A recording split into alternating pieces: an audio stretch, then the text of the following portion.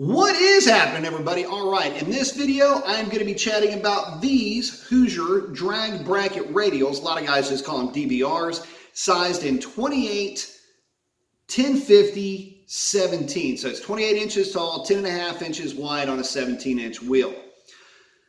A lot of guys that I talked to hadn't even heard of this tire. I go to the drag strip every single weekend, and all these late model cars are running one tire. That's the Mickey Thompson ET Street R. The problem is that, well, in times where you can't get your hands on a set of ET Street Rs, or you're looking for something that's a little bit more aggressive for the drag strip, I didn't even know where to look for a tire like that because I was so just entrenched with the Mickey Thompson ET Street R. But I found these Hoosier drag bracket radial series tires. DBR is what I guess the shorthand would be for that.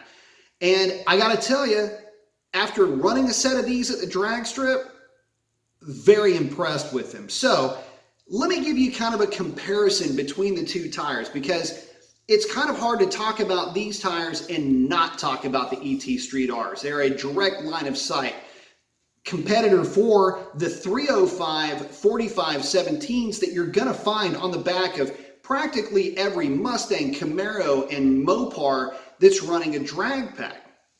Same exact size in terms of height, more or less, basically the same width for that 17-inch wheel.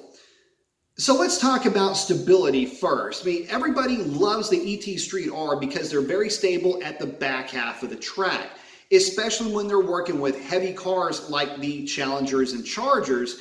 And, well, I got to tell you, the DBRs did phenomenal. Basically, they acted identical to the ET Street Rs at the big end of the track. And to give you guys an idea, this car was trapping basically 134 miles an hour all night long. So there's that. They cover that base. That's been one of the biggest concerns of mine coming into this is, will they be as stable? Yes, absolutely they were. Now, what about initial bite? Well, I have to tell you that the DBRs are actually better than the ET Streets as far as initial bite goes. And let me kind of paint a picture for you. The night that this car was run, there were over 300 cars at the drag strip. I was running in 0 DA, and the car was running 1020s at 134 miles an hour. And the 60-foot was a 150 and a 149, basically every single time I launched the car.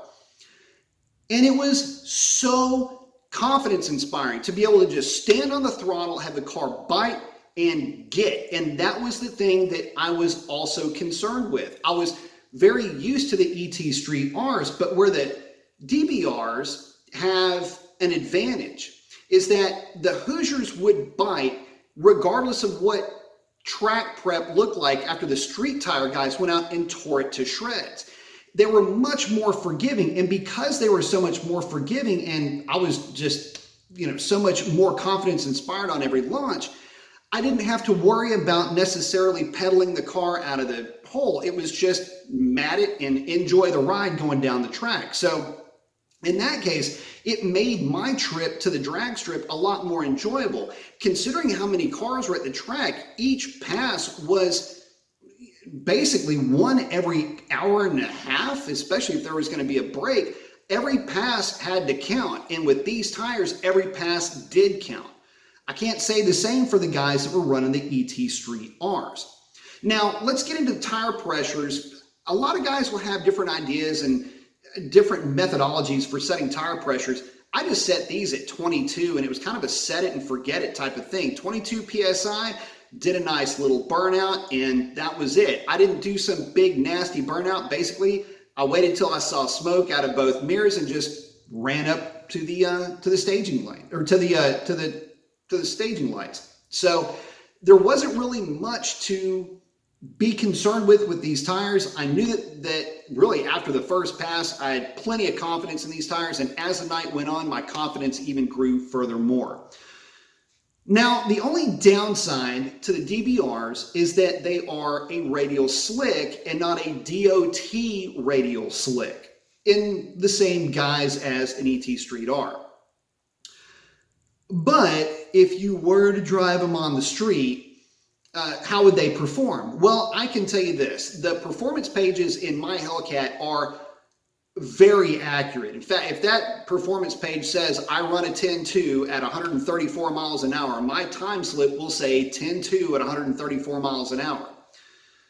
Well, I was able to, in a trip to Mexico, run a 10.4 at 132 miles an hour with these tires on concrete, no prep. So, and I mean no prep. So to give you guys that level of performance, that's saying a lot. And I would never even attempt that with a set of ET Street Rs. They just didn't ever hook that well on the street. So for you guys that are thinking about running these on the street too, by the way, they act just like a set of ET Street Rs, with the only difference being I'm not sure if the compound is really good to run long distances on the street. Maybe, 30, 45 minutes in any one direction.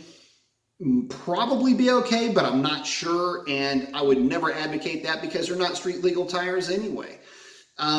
So there's that. But overall, I love the tires. I will highly recommend them to anybody that's thinking about replacing a set of ET Street Rs on their Mustang, Camaro, or Mopar that they're taking to the drag strip. These are going to be some tires that are going to work extremely well for you. And with the confidence-inspiring bite that they give at the launch and the stability that they give you on the back half of the track, this thing is a winner no matter how you slice it. So I hope that helps you guys out.